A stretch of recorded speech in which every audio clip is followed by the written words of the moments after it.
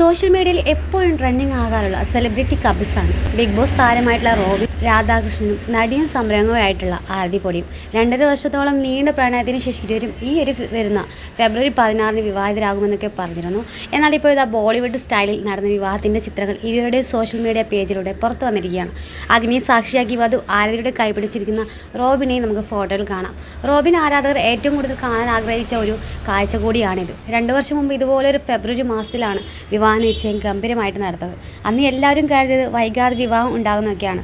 എന്നാൽ രണ്ടുപേരുടെയും അവരവരുടെ പ്രൊഫഷനുമായി ബന്ധപ്പെട്ട് തിരക്കുകൾ ലൈഫ് സെറ്റ് ചെയ്യുന്നതിൻ്റെ ഓട്ടത്തിൽ ആയതുകൊണ്ടും വിവാഹം നീളുകയായിരുന്നു. ബിഗ് ബോസിൽ നിന്ന് പുറത്തിറങ്ങിയ ശേഷം പങ്കെടുത്ത ഒരു അഭിമുഖത്തിൽ വെച്ചാണ് ആദ്യം റോബിൻ ആദ്യമായി കാണുന്നതും പരിചയപ്പെടുന്നതും. ആഡംബര വിവാഹമായിരിക്കും ഇരുവരുടേതും എന്നാണ് റിപ്പോർട്ടുകൾ. ഒരുക്കങ്ങൾ കഴിഞ്ഞ വർഷം മുതൽ ഇരുവരും ആരംഭിച്ചതാണ്. ഹൽദി ആഘോഷം കഴിഞ്ഞ ദിവസം നടന്നതിൻ്റെ ചിത്രങ്ങളും വീഡിയോയും സോഷ്യൽ മീഡിയയിൽ വൈറലാണ്.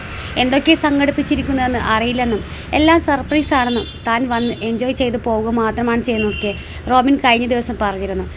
എല്ലാം സർപ്രൈസാണ്, എല്ലാം അവരാണ് പ്ലാൻ ചെയ്തത്. ഞാൻ ജസ്റ്റ് വരുന്നു, എൻജോയ് ചെയ്യുന്നു, പോകുന്നു എന്ന് മാത്രമാണ്.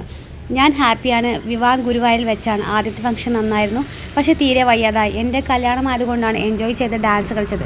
2 വർഷത്തെ ഹണിമൂൺ എന്നതൊരു ആഗ്രഹമാണ് എന്നും റോബിൻ ഓൺലൈൻ ചാനലിലൂടെ സംസാരിക്കുക പറഞ്ഞിരുന്നു.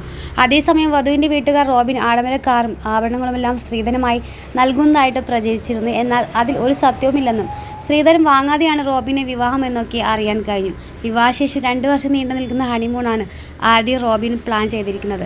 2 വർഷം കൊണ്ട് ഇരുവരും ചേർന്ന് 27-ൽ അധിക രാജ്യങ്ങളിലേക്ക് യാത്ര പോകുമെന്നും അതിനുള്ള ഒരുക്കങ്ങൾ ഇരുവരും നടത്തിക്കഴിഞ്ഞെന്നൊക്കെയാണ് പറയുന്നത്.